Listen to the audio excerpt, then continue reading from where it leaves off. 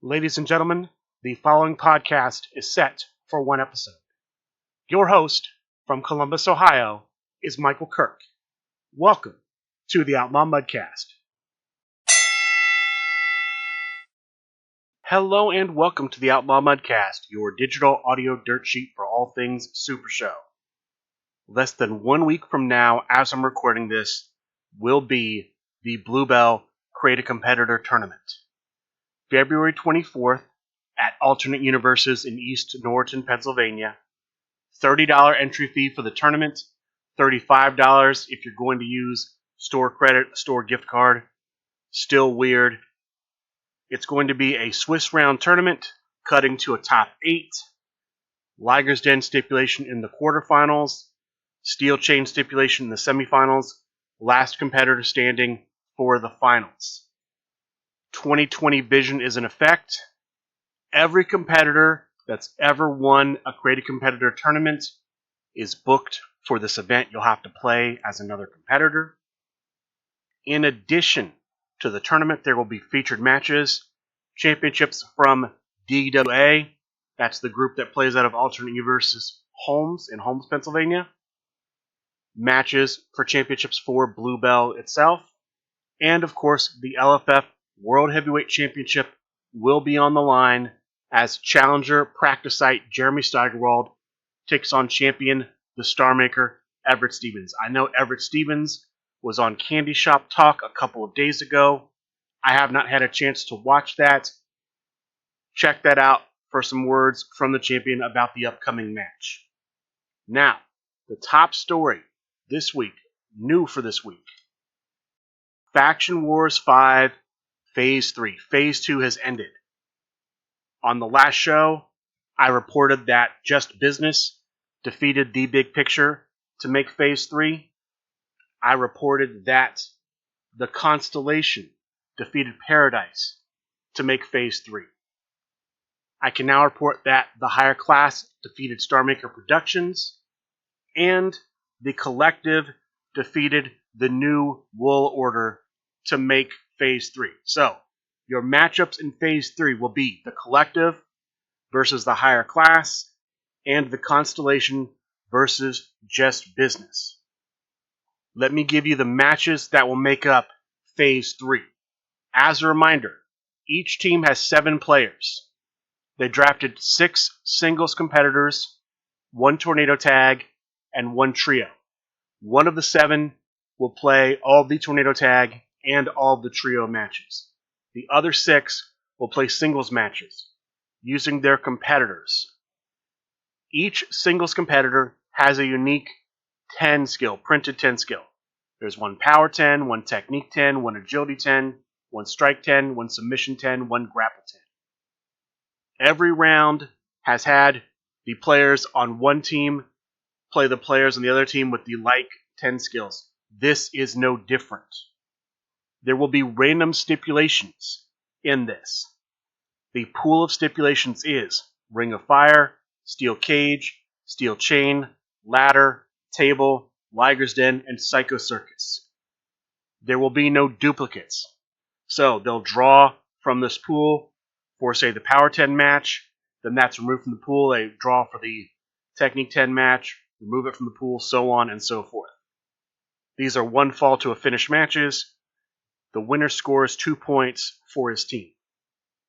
The specialist matches, this is the player playing the tornado tag and trio. They'll just play those matches. No twists there. 2 points per victory in the tornado and in the trio.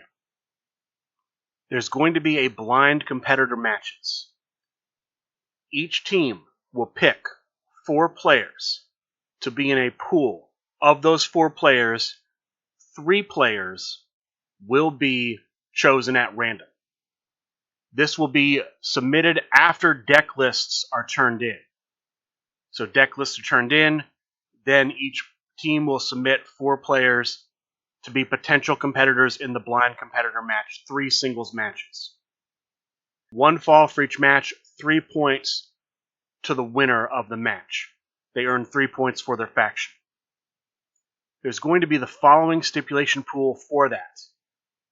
Tables, ladders, and chains, Sticks, Stairs, and Chairs, Last Competitor Standing, Raven's Blood Cemetery, Lumberjack, Buddy Building, and Beast Unchained.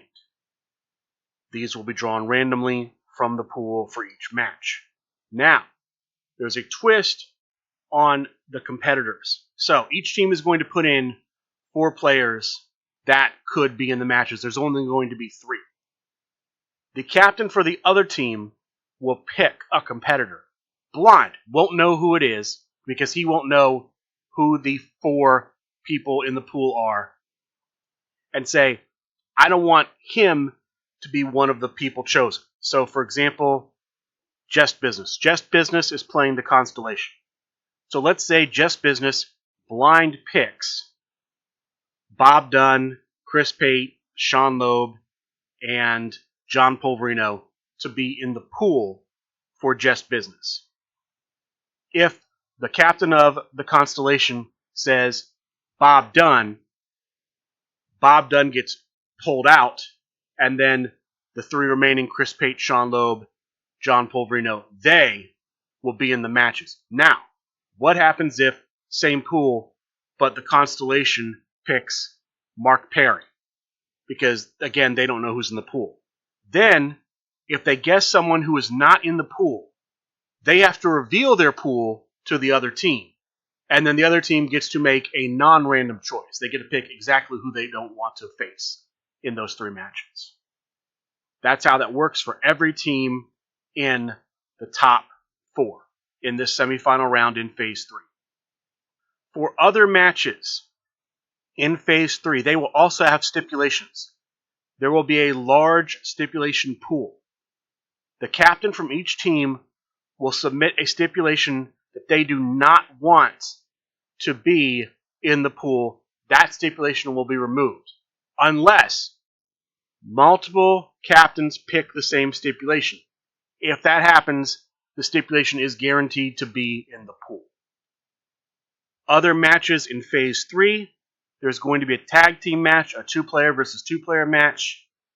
Each faction will pick 2 players. They cannot have been a team in the previous round. They must be a brand new team. 1 fall to a finish, 2 points to the winners. And then there's what's called the draft death matches. The players playing as the singles competitor drafted 5th by the team, they'll be in a match.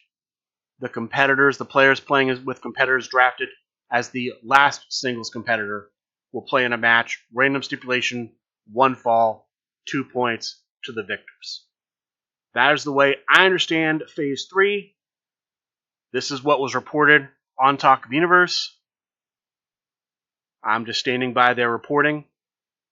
If something has changed, if something was incorrect, I will correct that when I have the correct information. Those were the big stories from this week. Other things I can talk about. Grand Gathering 4, this May, first weekend of this May. They are encouraging people to buy their tickets earlier rather than later in case they sell out. Currently on sale, for sale at $100. They did announce there will be foils coming out at Grand Gathering 4. So, if you haven't bought your ticket yet, you're planning on going, SRG Universe is recommending buying the tickets sooner rather than later. CCC News. The black and white sketches for the competitors in the 2024 Create a Competitor competition is being finalized. That's all I have. Nothing beyond that. Calais Cup. On last week's episode, I talked about the Calais Cup tournament, 64 spots. All 64 sold out by the end of the show. They opened it up for more spots. Those spots have also sold out. It remains sold out. Kickstarter. Traditionally, SRG Universe announces Kickstarter projects the same day as Super Bowl Sunday. That didn't happen. There is a Kickstarter project in the works. It's going to be a partnership. Not sure who the partnership is with. Maybe the Wrestling Revolver. We know that's a partnership. Maybe some other entity. But there will be a Kickstarter project coming soon. And it is a partnership with some other entity. That's all I can say. We have some news on upcoming featured matches. Next Monday, The Big Picture Premium will be hosting another pay-per-view event on their Twitch channel. I believe it's twitch.tv/bigpicturepremium. One of the matches on this will be the Hollywood Heavyweight Championship match. Challenger Jorgito International Cool will take on champion Eddie Fury. This match was supposed to happen earlier. Jorgito, physically unable to perform, had to bring in Long Balls Larry. Now Jorgito ready to challenge Eddie Fury for the championship. Also on the card, the Misfit will take on the aforementioned Long Balls Larry. Those are the two matches I have for this Monday Big Picture Premium. Not sure what the title of it's called. Just their next big pay-per-view. I have tag team tournament news. GM Candy Ma'am has been running a tag team tournament. It was going to be a triad final. Instead, the higher class received a bye into the finals. The other two teams had to play off to make the finals. Just Business won that matchup. So the tag team of Kirk Polka and Bob Dunn, representing the faction Just Business, will take on the tag team representing the higher class, Funtime Bob and the Grump Danny Thunder. The winners of this match, taking place February 25th, will win the tournament for their faction and get a shot against the LFF Tag Team Champions, Animal Kingdom, sometime in March.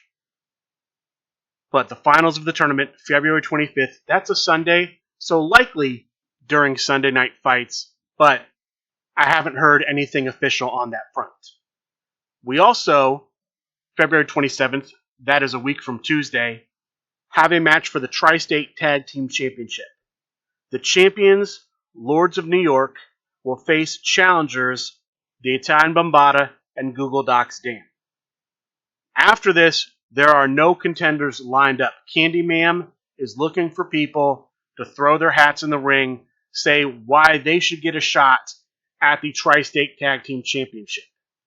So if you live in the Tri-State region or otherwise qualify for a shot at the Tag Team Championship and you want it, let her know why.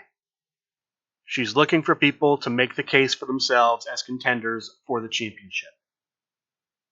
Speaking of Tuesdays, next Tuesday, February 20th, there's going to be a Trios Championship match.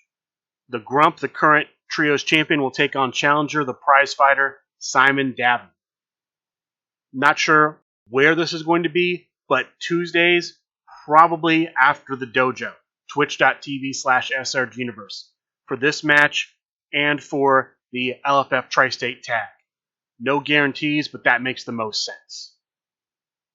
And with that, let's talk about the online tournaments and featured matches that took place over this past week. We'll start with last Sunday. There was a pop-up tournament last Sunday, Super Show Sunday. Per challenge, there were 16 players, but a couple of those names were repeated twice. So I'm not sure if there were only 14 and they used names as placeholders or they got names wrong. Assuming there were 16, they did 4 groups, 4 players per group. Top 2 players per group advanced to the top cut. In the quarterfinal round, all of the matches were steel cage matches. In the semifinal round, they were sticks, stairs, and chairs matches. The finals match was a Liger's Den match. Your semifinalists were El Hombre Cybernetico, playing as the Man of Steel, and Swaggy D, playing as Big Game Leroy. The finalists were Chris Pate, playing as Marcus Samuel Selmore, one of the new Scallywag convention-exclusive competitors from Captain Con, and the LFF Chiropractor, playing as the Masked Llama. Your winner, Chris Pate. Congratulations to Chris Pate for winning the Sunday night pop-up. Monday night fights. In this tournament, you had to play with either a competitor with a printed agility of 10 or a competitor with a printed technique of 10. They had 16 players in this tournament, 4 groups, 4 players per group. Top 2 players, top 2 records per group advanced to the top cut. No stipulations, in the top cut from what I could tell. The semifinalists were Chugonomics playing as himself, and the LFF Chiropractor playing as the new version of Cyclone.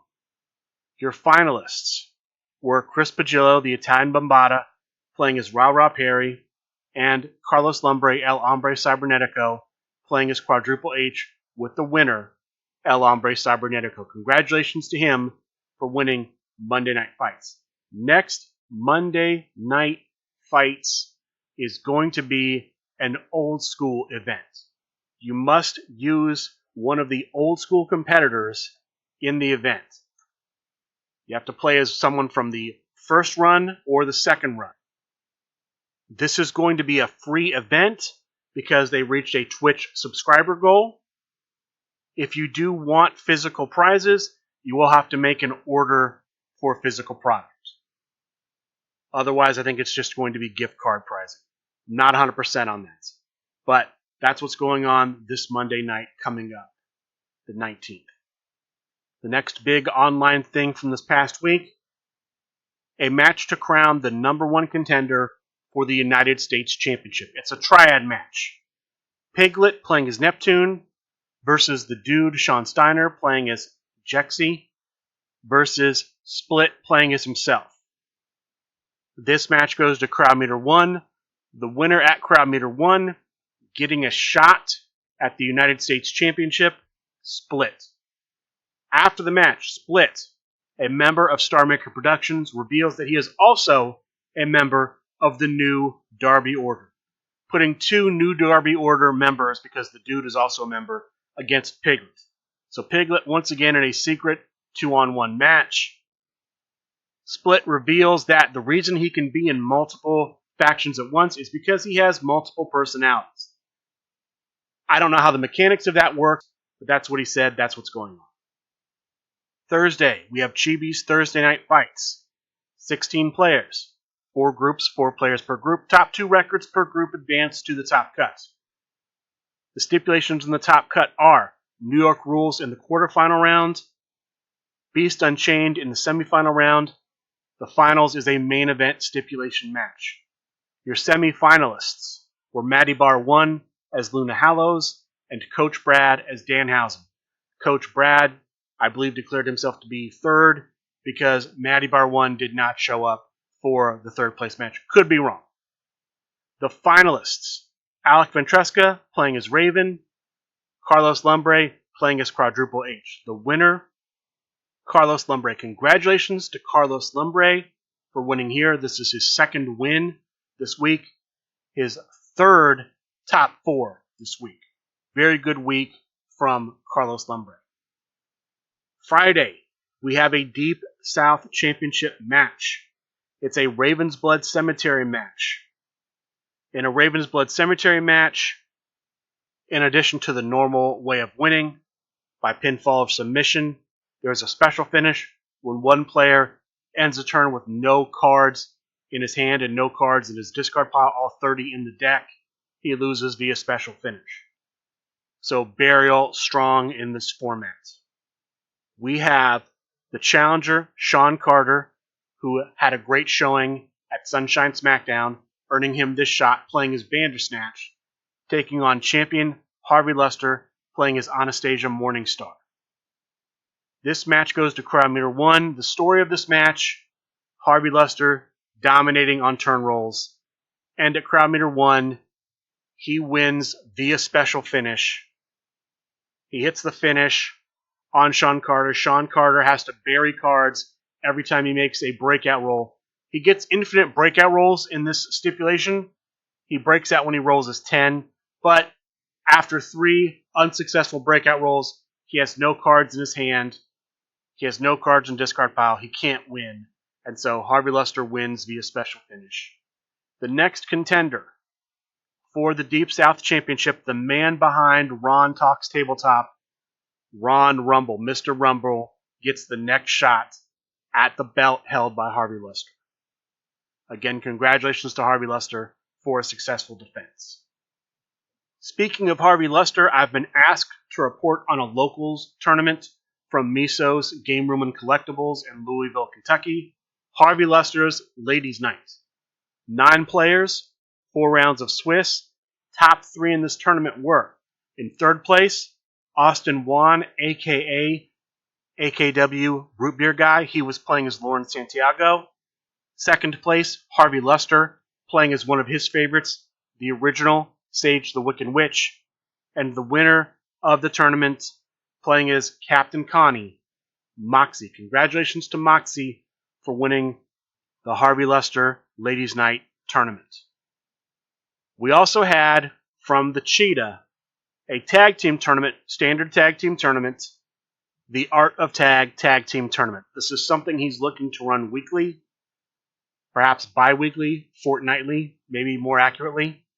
The winners of this tournament were the Sauce and Soup Connection, the Just Business tag team of John Polverino and Chris Pate. They were playing as Lycan and Captain Blossom Time.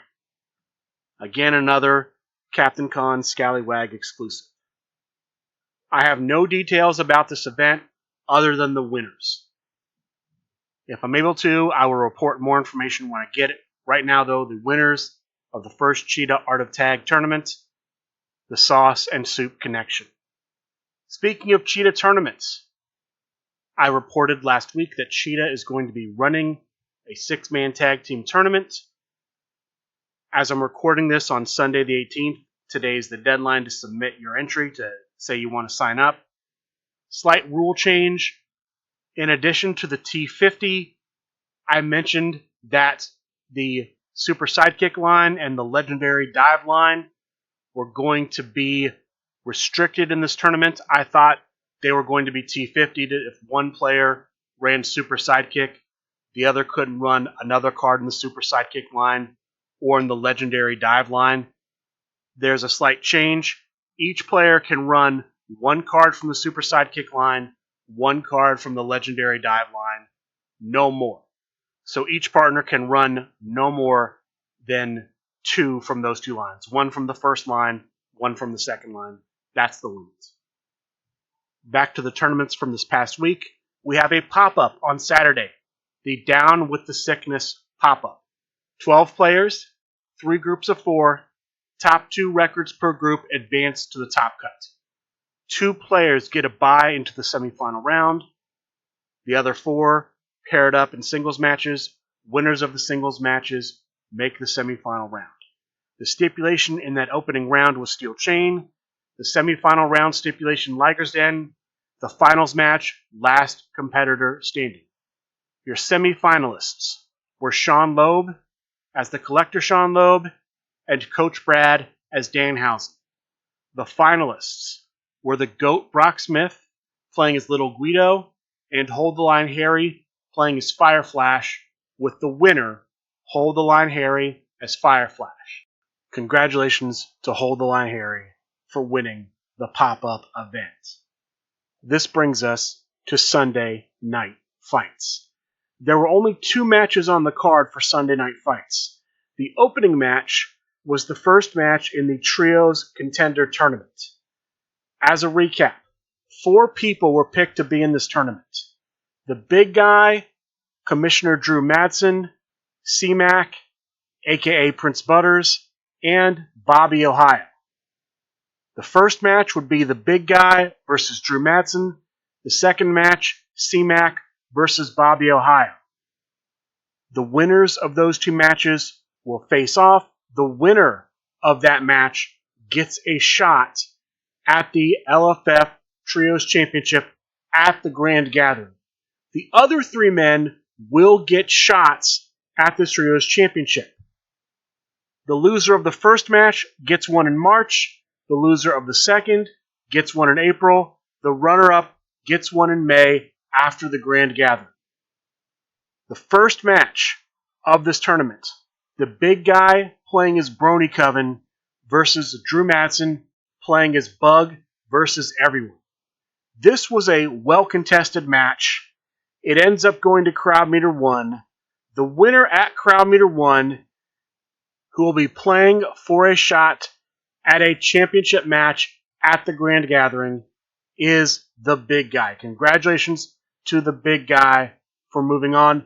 Drew Madsen will be the next contender for the Trios Championship after the match this Tuesday between Simon Dabner, the prizefighter, playing as Team Valiant, the collector version of Team Valiant, versus Champion the Grump, playing as the higher class, the version featuring the Grump. The final match of Sunday Night Fights was for the Underworld Championship. The challenger, Rowdy Ron, playing as the original Zack Sabre Jr., the champion, Shane Strickland, playing as El Phantasmo. For most of this match, it favored Shane Strickland. He was winning a lot of rolls early. When he was losing rolls, his championship belt allowed him to draw on one of 3 skills that he chose at the beginning of the match. I believe he picked his printed 5, so even when he was losing, he was drawing cards. In the end, Shane Strickland successfully defends. He remains the Underworld Champion. Congratulations to Shane Strickland for a successful defense.